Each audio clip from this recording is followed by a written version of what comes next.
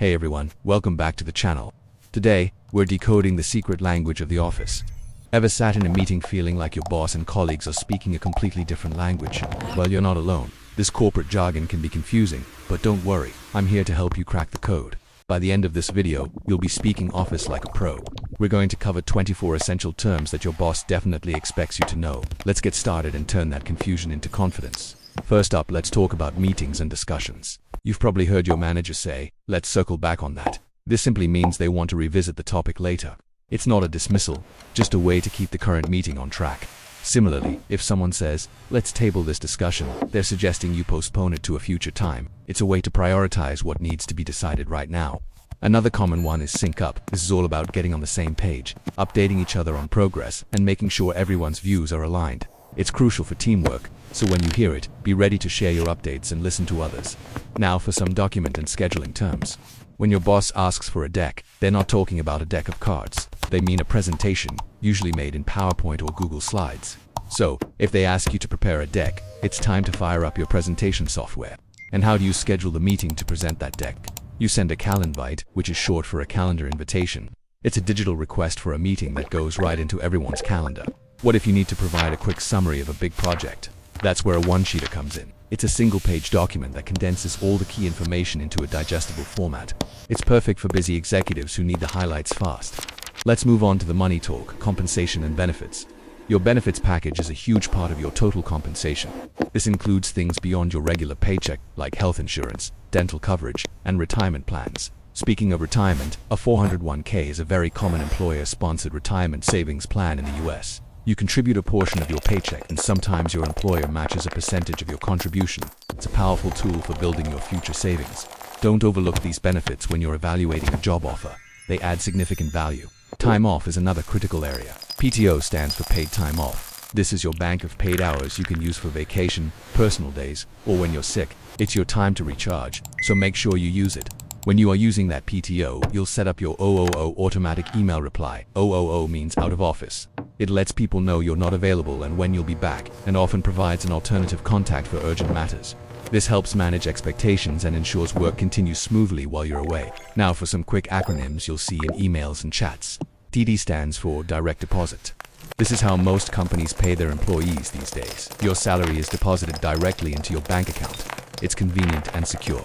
Another one you'll see in instant messaging is AFK, which means away from keyboard. It's a quick way to let your team know you're stepping away from your computer for a few minutes. Think of it as the digital version of taking a quick coffee break.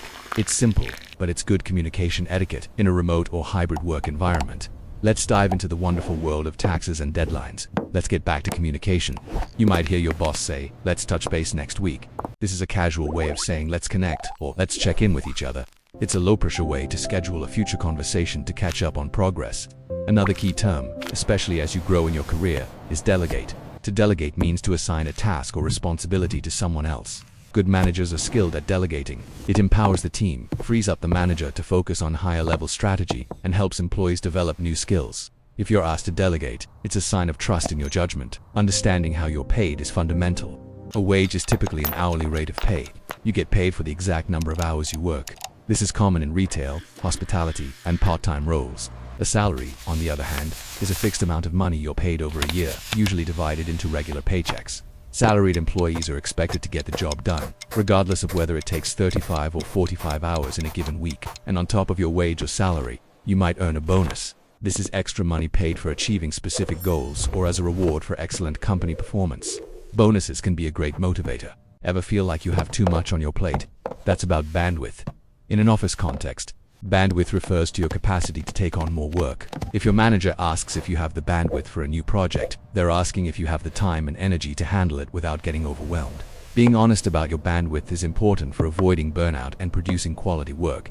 If you don't have the bandwidth, it's okay to say so and perhaps discuss reprioritizing your current tasks. Now let's talk about the people at the top. The C-level or C-suite refers to the highest-ranking executives in a company. These are the people with chief in their titles, like the CEO, Chief Executive Officer, or the CFO, Chief Financial Officer. Decisions made at this level impact the entire organization. Another term you'll hear in strategic discussions is leverage. In business, to leverage something means to use it to its maximum advantage. You can leverage data, a relationship, or a particular strength to achieve a goal. It's about using your resources strategically to get the best possible outcome. Finally, let's cover performance evaluations. A performance review is a formal assessment of your job performance, usually conducted annually or semi-annually by your manager. It's a chance to discuss your accomplishments, areas for improvement, and career goals.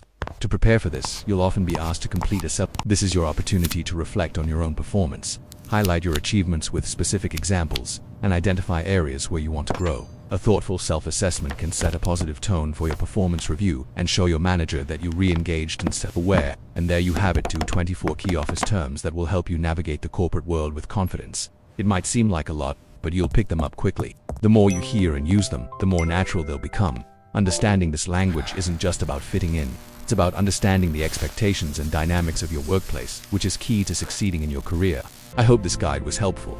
If you learned something new, give this video a thumbs up and don't forget to subscribe for more career tips. Let me know in the comments which office jargon term you hear the most. Thanks for watching, and I'll see you in the next one.